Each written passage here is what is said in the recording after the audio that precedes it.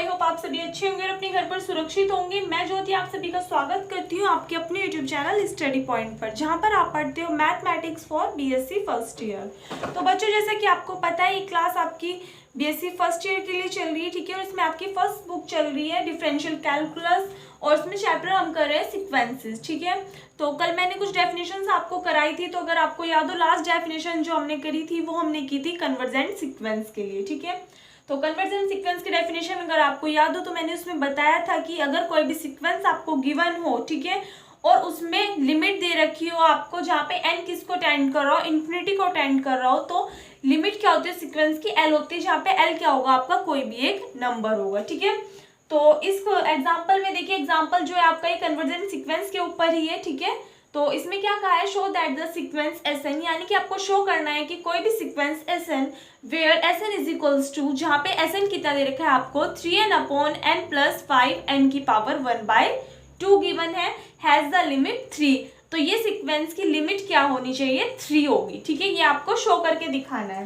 तो लिखेंगे by the definition of convergent sequence, by the definition of convergent sequence. Convergent sequence की definition से हमको क्या पता है कि limit n tends to infinity Sn किसके इक्वल होती है, l के इक्वल होती है, जहाँ पे l क्या होता है आपका कोई भी एक नंबर, ठीक है।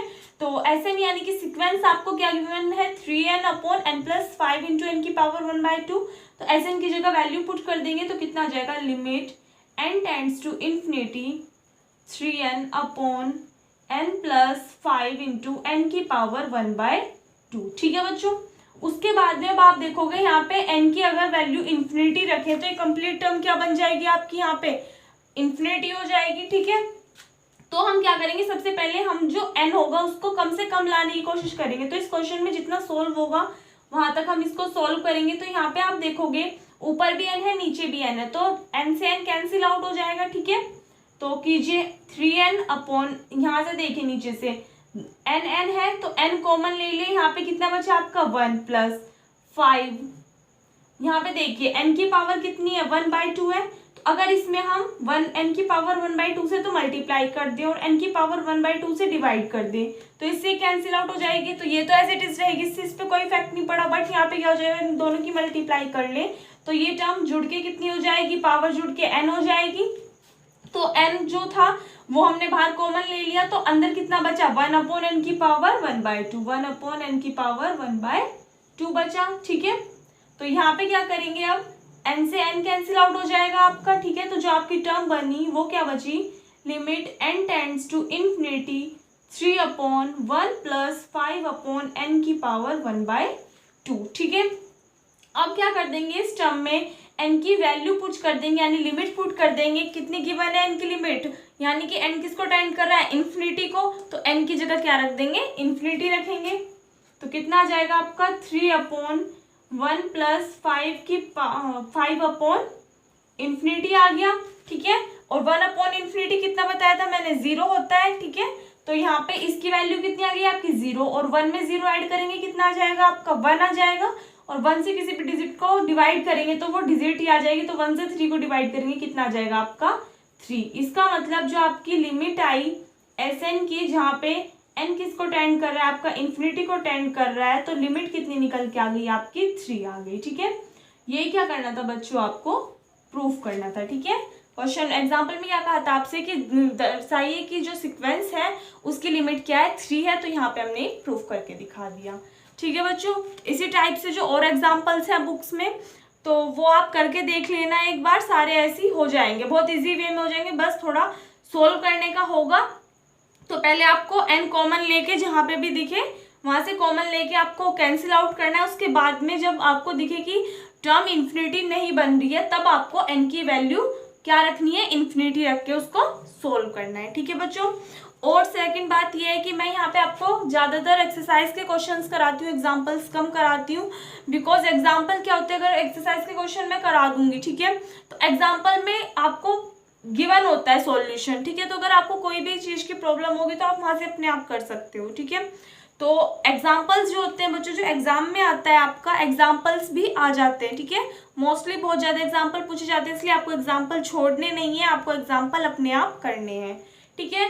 दूसरी बात ये है कि एग्जाम्पल तो आपको अपने आप करने हैं, साथ में जो एक्सरसाइज के क्वेश्चंस हैं, ठीक है, एक्सरसाइज के जो क्वेश्चंस है बच्चों, उनमें से सिर्फ हम मोस्ट इंपॉर्टेंट क्वेश्चंस ही करेंगे। मोस्ट इंपॉर्टेंट का मतलब क्या है कि अगर एक्सरसाइज में आपको 50 क्वेश्चंस दे दिए मान लो, ठीक है, तो उनमें से कुछ क्वेश्चंस ऐसे होते हैं जिनकी पॉसिबिलिटी एग्जाम में आने की ज़्यादा होती है, एंड कुछ क्वेश्चंस ऐसे होते हैं कि जो एग्जाम में कभी पूछे ही नहीं गए, ठीक है बच्चों। तो हम कोशिश करेंगे सिर्फ उन्हीं क्वेश्चंस को करने की जो मोस्टली पूछे जाते हैं या फिर जिनको पूछने की पॉसिबिलिटी है, ठीक है, क्योंकि टाइम बहुत कम रह चुका है, सारे सिलेबस को करने बैठेंगे तो उससे कोई भी बेनिफिट नहीं होगा। बाकी हम कोशिश करेंगे ज़्यादा से ज़्यादा क्वेश्चन करें चैप्टर के, ठीक है, लेकिन आपके लिए जो बेनिफिट है वो यही है कि आप जो क्वेश्चंस एग्जाम के पॉइंट ऑफ व्यू से इंपॉर्टेंट है मैं आपको वो कराती हुई चलूंगी, ठीक है बच्चों, और बाकी क्वेश्चंस आपको अपने आप करने हैं, ठीक है। तो इसको नोट कीजिए। तो देखो बच्चों, इसके बाद में मैंने कुछ डेफिनेशंस नोट की हुई हैं आपके सामने। तो अभी हमने इससे पहले पढ़ी थी कन्वर्जेंट सीक्वेंस की डेफिनेशन, एंड सेकंड डेफिनेशन है आपकी डाइवर्जेंट सीक्वेंस की, ठीक है। ये भी आपके एग्जाम में पूछ ली जाती है, इसलिए ये भी आपको याद रखनी है। देखो बच्चों, डाइवर्जेंट सीक्वेंस क्या होती है? A sequence is said to be a divergent sequence if it diverges to either plus infinity or minus infinity। यानी कि अगर कोई भी सीक्वेंस आपको गिवन है और वो सीक्वेंस आपकी किस पे डाइवर्स कर रही है, या तो प्लस इन्फिनिटी पे या माइनस इन्फिनिटी पे डाइवर्स कर रही है, तो वो सीक्वेंस क्या कहलाएगी? आपकी डाइवर्जेंट सीक्वेंस। मतलब क्या है इसका कि मान लिया आपको कोई भी एक सीक्वेंस गिवन है, ठीक है, और आपने उसकी लिमिट निकाली किस पे? n टेंड्स टू इन्फिनिटी पे, और उसकी लिमिट क्या आई आपकी? या तो प्लस इन्फिनिटी आई या फिर माइनस इन्फिनिटी आई। तो उसका मतलब क्या है कि वो सीक्वेंस आपकी कैसी हो जाएगी? डाइवर्जेंट सीक्वेंस हो जाएगी, ठीक है।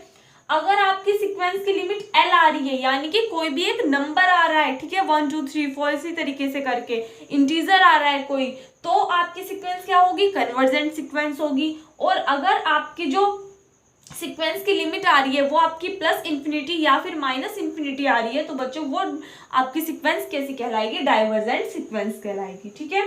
उसके बाद में एग्जांपल लिया है, एग्जांपल 2 4 6 कहाँ तक चला जा रहा है? देखो ये 2 का टेबल चला आपका, 2 1 2 2 4 2 3 6, यानी कि 2 की मल्टीप्लाई किसी भी नंबर में हो रही है। n क्या है? जहाँ पे आपका कोई भी नेचुरल नंबर है, ठीक है, तो यहाँ पे 1 में हुई, फिर 2 में हुई, फिर 3 में, इसी तरीके से आगे तक आपकी 2 में मल्टीप्लाई चल रही है ये, ठीक है। तो लास्ट मतलब जो टर्म चलेंगे आपकी वो 2n तक चलेंगी, ठीक है।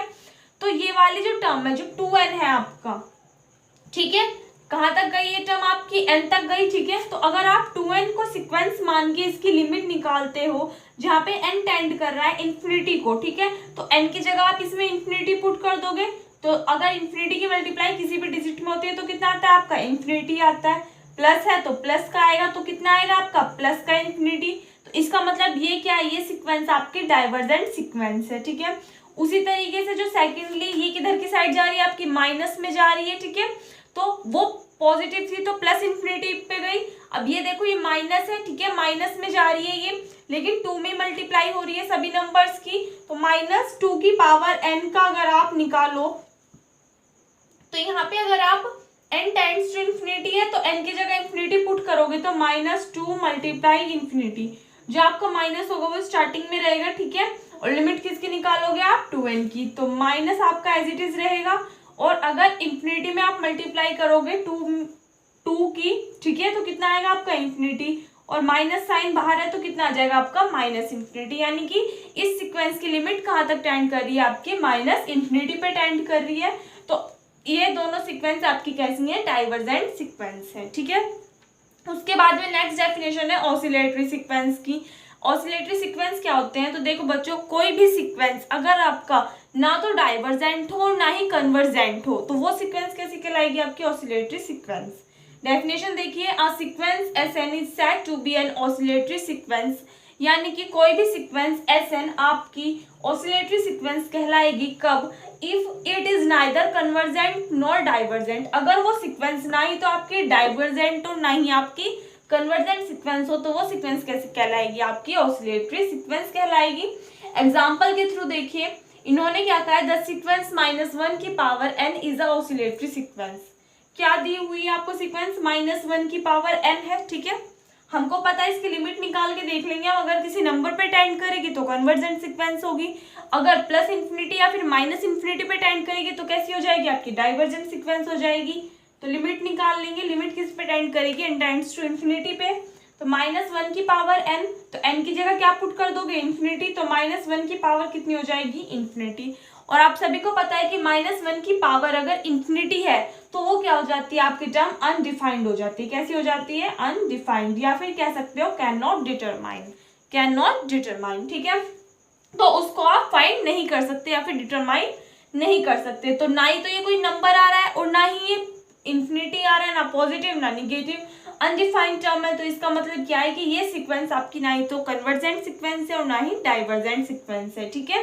तो इसका मतलब क्या है कि -1 की पावर n जो सीक्वेंस है वो कैसी है, एक ऑसिलेटरी सीक्वेंस है, ठीक है।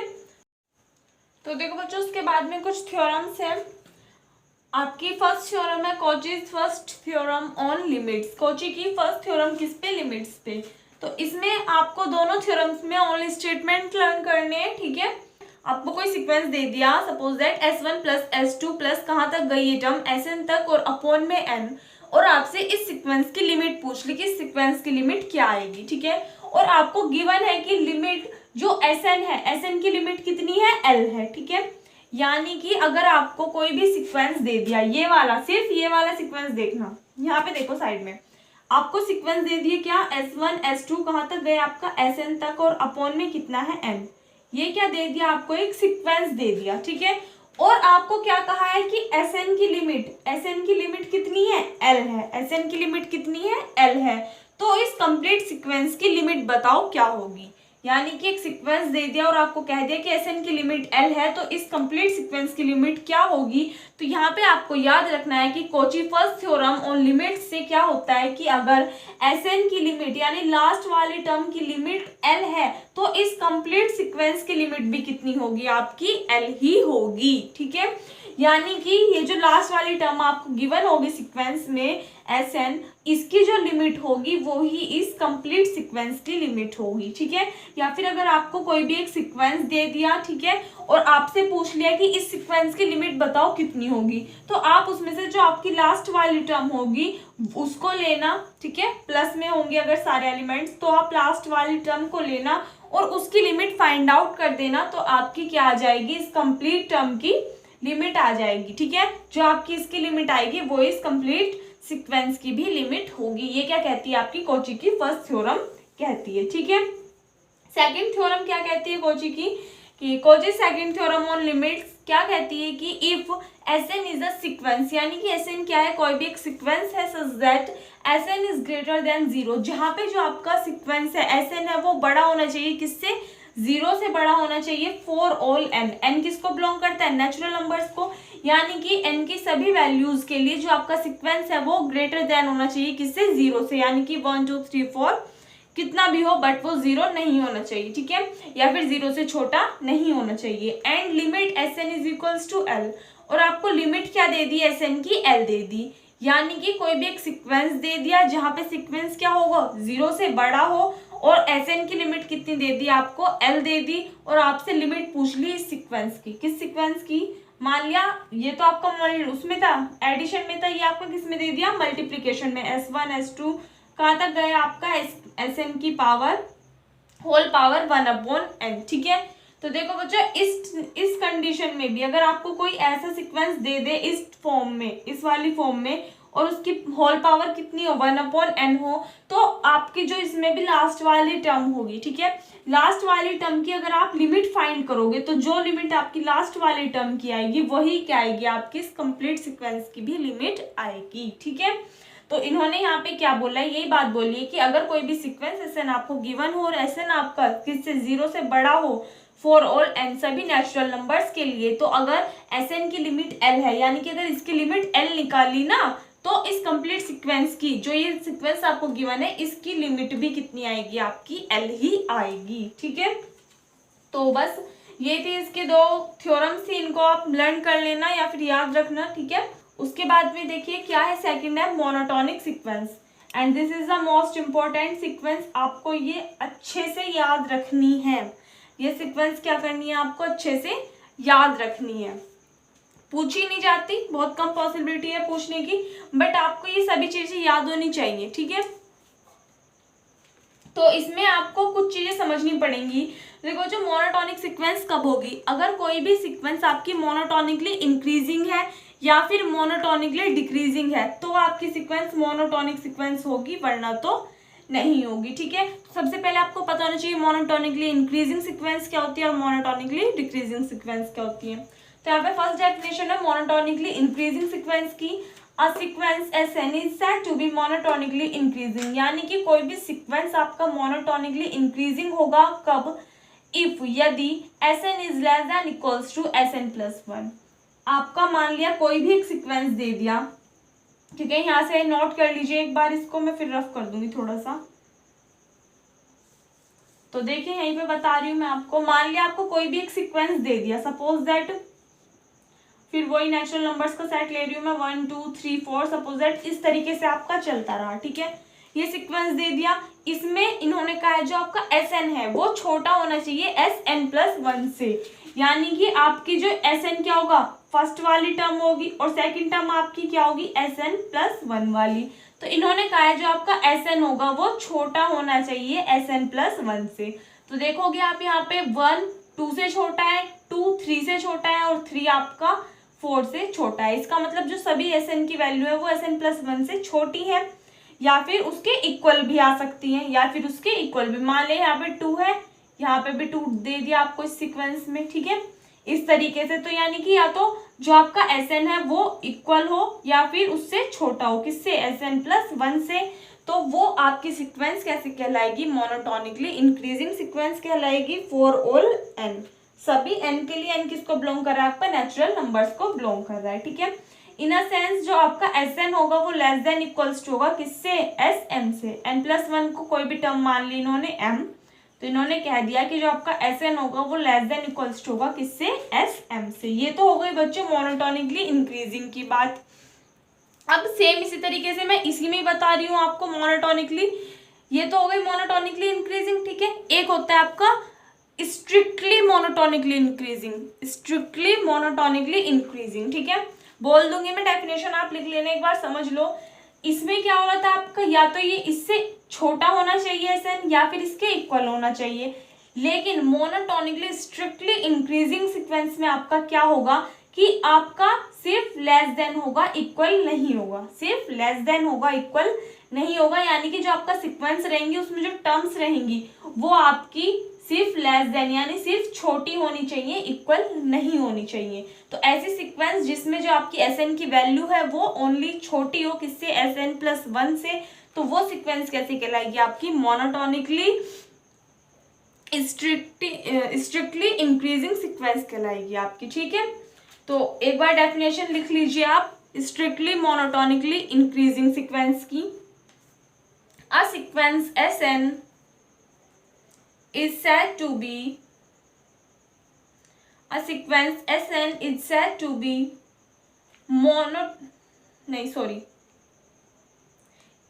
strictly monotonically increasing.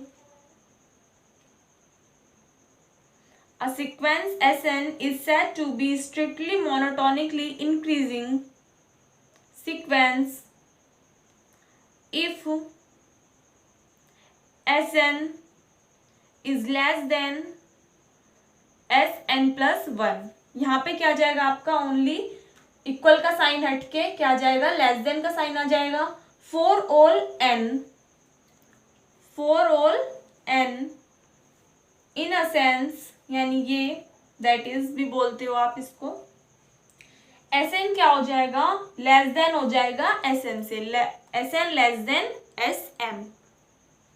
For n is less then m, जहाँ पे n क्या होगा, छोटा होगा किससे, m से, क्योंकि m किसकी हम m किसको माना था हमने, n+1 को माना था m, ठीक है। तो इसका मतलब जो n होगा वो छोटा होगा किससे, m से,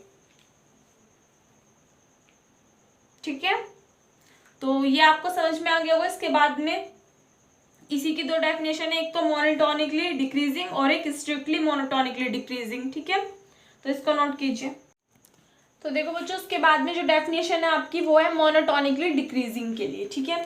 तो मोनोटोनिकली डिक्रीजिंग सीक्वेंस आपका क्या होगा, a sequence SN is said to be monotonically decreasing, यानी कि कोई भी सीक्वेंस आपका मोनोटोनिकली डिक्रीजिंग सीक्वेंस कहलाएगा कब, if SN is greater than equals to SN plus 1, यानी कि आपकी जो पहली टर्म होगी वो आपकी बड़ी होगी या इक्वल होगी किससे, सेकंड वाली टर्म से, फॉर ऑल एन, सभी नेचुरल नंबर्स के लिए, ठीक है। यानी कि जो आपका एसएन होगा वो आपका बड़ा होगा या बराबर होगा किससे, एसएन प्लस 1 से, ठीक है। In a sense SN is greater than equals to SN, जहाँ पे आपका एसएन क्या होगा, बड़ा होगा या फिर इक्वल होगा किससे, एसएन से, ठीक है। एग्जाम्पल के थ्रू हम समझेंगे, अभी यहाँ पे एग्जाम्पल्स मैंने लिखे हुए हैं, नीचे नोट किए हुए हैं, तो उनके थ्रू मैं आपको समझा दूंगी, तो आपको एग्जाम्पल से अच्छे से समझ में आ जाएगा कि डेफिनेशंस में क्या कहा गया है, ठीक है। उसके बाद में है मोनोटोनिक सीक्वेंस। तो देखो बच्चों मोनोटोनिक सीक्वेंस क्या होगी, sequence SN is said to be monotonic if it is either monotonically increasing और मोनोटोनिकली डिक्रीजिंग, यानी कि अगर कोई भी सीक्वेंस आपकी मोनोटोनिकली इंक्रीजिंग है या फिर मैंने ये नहीं कहा कि मोनोटोनिकली इंक्रीजिंग और डिक्रीजिंग दोनों हो, नहीं, या तो मोनोटोनिकली इंक्रीजिंग हो या फिर मोनोटोनिकली डिक्रीजिंग हो, तो वो सीक्वेंस आपकी क्या हो जाएगी, मोनोटोनिक सीक्वेंस हो जाएगी, ठीक है। नीचे एग्जाम्पल लिखे हुए हैं मैंने, तो इसका एक बार स्क्रीनशॉट ले लीजिए या फिर लिख लीजिए, ठीक है। तो यहाँ पे देखिए जो एग्जाम्पल दिए हुए हैं उनको मैं यहाँ पे समझा दूंगी आपको। एग्जाम्पल में क्या कहा है, इसमें फर्स्ट एग्जाम्पल है आपका द सीक्वेंस 1 2 3 n, क्या सीक्वेंस दे दी आपको, 1 2 3 4 5, ये कहाँ तक चलता चला, आपका नेचुरल नंबर्स हैं तो n टर्म तक चलेगा कहीं तक, ठीक है। इसमें क्या कहा है, स्ट्रिक्टली इंक्रीजिंग, तो हमें कैसे पता चलेगा ये स्ट्रिक्टली इंक्रीजिंग है, मोनोटोनिकली इंक्रीजिंग है। तो देखो बच्चों इसमें कोई भी टर्म आपकी 2 बार आ रही है, 1 है एक बार आ रहा है, 2 भी एक बार आ रहा है, 3 भी एक बार आ रहा है, 4 भी एक बार आ रहा है, और बाकी जितने भी नेचुरल नंबर्स है सब 1 टाइम्स आएंगे, ठीक है। तो इसका मतलब क्या है, ये स्ट्रिक्टली इंक्रीजिंग सीक्वेंस है, बढ़ती जा रही है, कहीं पे भी घट नहीं रही है, किसी के इक्वल नहीं है, ठीक है। यानी कि इसमें एसएन वाली जो टर्म है वो कहीं पे भी एसएन प्लस 1 वाली टर्म से ना तो क्या हो रही है, छोटी बड़ी नहीं हो रही है, बिल्कुल क्या हो रही है, बढ़ती चली जा रही है, ठीक है। और इक्वल भी नहीं है, तो इसका मतलब जो आपकी एसएन है वो लेस देन है किससे, एस एन प्लस 1 से, ठीक है। तो ये कंडीशन किसके लिए अप्लाई हो रही थी, आपकी स्ट्रिक्टली इंक्रीजिंग सीक्वेंस के लिए, ठीक है। सेकेंड है इसमें द सीक्वेंस 2 2 4 4 6 6, क्या सीक्वेंस है, 2 2 4 4 6 6, ठीक है। ये आपकी ऐसी चलती जा रही है। तो देखो बच्चों इस वाली सीक्वेंस में क्या हो रहा है, इंक्रीज तो हो रही है, आपको दिख रहा है यहाँ पे 2 है, फिर 4 आ रहा है, फिर 6 आ रहा है, तो यानी कि जो आपका एसएन है वो तो छोटा है किससे, एस एन प्लस 1 से, लेकिन एक कंडीशन और आ रही है, यहाँ पे जो एसएन है वो एस एन प्लस 1 से छोटा भी आ रहा है लेकिन उसके इक्वल भी आ रहा है, छोटा भी आ रहा है लेकिन उसके इक्वल भी आ रहा है। तो इसका मतलब क्या है, ये आपकी मोनोटोनिकली इंक्रीजिंग है, ठीक है। अगर छोटा और इक्वल दोनों आए तो मोनोटोनिकली इंक्रीजिंग है, और अगर सिर्फ छोटी आई, जो आपकी एसएन वाली टर्म है वो सिर्फ छोटी आए, तो वो कैसी होगी, आपकी स्ट्रिक्टली इंक्रीजिंग टर्म होगी, ठीक है। सेम इसी तरीके से सेकंड जो एग्जांपल है उसमें देखो क्या बताया गया है, कोई सीक्वेंस आपको दे दी 1 1/2 1/3, ठीक है। इसी तरीके से चलती रही आपकी सीक्वेंस। तो देखो बच्चों एक बार इसको डिवाइड करके देख लो, उससे ज्यादा अच्छे से आपको समझ में आ जाएगा। 1 है, 2 से इसको डिवाइड करेंगे कितना आएगा 0.5, 3 से 1 को डिवाइड करेंगे कितना आएगा आपका 0.33 समथिंग, ठीक है। इसी तरीके से चलता जाएगा। तो आप क्या देख रहे हो, यहाँ पे 1 है, यहाँ पे 0.5 आया, फिर 0.3 आया, यानी कि क्या हो रही है, सीक्वेंस कम होती जा रही है, डिक्रीज होती जा रही है, यानी कि आपको जो एस एन है वो बड़ा है किससे, एस एन प्लस 1 से, जो आपकी आगे वाली टर्म आई उससे कैसा है, बड़ा है, ठीक है। लेकिन कहीं पे भी इक्वल आ रहा है, कोई भी टर्म आपकी इक्वल आ रही है सीक्वेंस में, नहीं आ रही। तो ये वाली कंडीशन किसके लिए थी, आपकी स्ट्रिक्टली डिक्रीजिंग के लिए, यानी कि स्ट्रिक्ट तरीके से वो डिक्रीज होती जा रही है, कहीं पे भी इक्वल नहीं आ रही, ठीक है। इसी तरीके से जो इससे नीचे एग्जाम्पल उसमें देखिए, उसमें क्या दे दिया आपको 1, ठीक है, 1/3 है, फिर 1/3 है, फिर 1/5 है, फिर 1/5, इसी तरीके से चलती जा रही है आपकी टर्म, ठीक है। 1/5 है, फिर 1/5 है। इसको भी अगर आप डिवाइड करोगे कैसे देखोगे क्या बन रही है सीक्वेंस, 1 1 3 से 1 को डिवाइड करोगे कितना आएगा 0.33, फिर कितना आ जाएगा 0.33, फिर कितना आ जाएगा आपका 0.22, नहीं सॉरी 0.2, फिर कितना आ जाएगा 0.2। इसी तरीके से आपकी सीक्वेंस आगे तक जाएगी। तो यहाँ पे 1 था, यहाँ पे 0.3 हुआ, फिर 0.2 हुआ, ठीक है। तो यहाँ पे इसका मतलब क्या है कि जो आपकी Sn है वो आपकी बड़ी तो है किससे, Sn+1 से, यानी कि जो सीक्वेंस में Sn वाला पद है वो Sn+1 से बड़ा तो है, लेकिन उसके इक्वल भी आ रहा है। और अगर इक्वल आ रहा है तो भाई वहां पे तो स्ट्रिक्ट होना बनता ही नहीं है। जब किसी सीक्वेंस में आप घट पढ़ रहे हो, ठीक है, तो वो स्ट्रिक्ट कहाँ से हो गया, कहीं से भी नहीं हुआ। तो इसका मतलब क्या है कि वो आपका मोनोटोनिकली डिक्रीजिंग सीक्वेंस होगा, ठीक है। उसके बाद में भी एक दो एग्जांपल और मैं लिखती हूँ ताकि आपको मोनोटोनिक सीक्वेंस का भी पता चल जाए कि हम कैसे पहचानेंगे कि मोनोटोनिक सीक्वेंस है या नहीं है, ठीक है। इसको नोट कीजिए। तो देखो बच्चों, यहाँ पे मैंने 3 एग्जांपल लिए आपके मोनोटोनिक सीक्वेंस को शो करने के लिए कि कोई भी सीक्वेंस ये जो आपको दी हुई है ये मोनोटोनिक है या नहीं है, ठीक है। तो सबसे पहले आप फर्स्ट सीक्वेंस को देखिए कितनी है, 0 1 0 1 0 1, ठीक है। तो यहाँ से देख के आपको क्या पता चल रहा है कि जो Sn है क्या वो Sn+1 से छोटा है, हाँ जी है। मान लिया हमने, क्या दे दिया इसमें, Sn आपका छोटा है किससे, Sn+1 से। उसके बाद में क्या Sn आपका इक्वल है, नहीं है।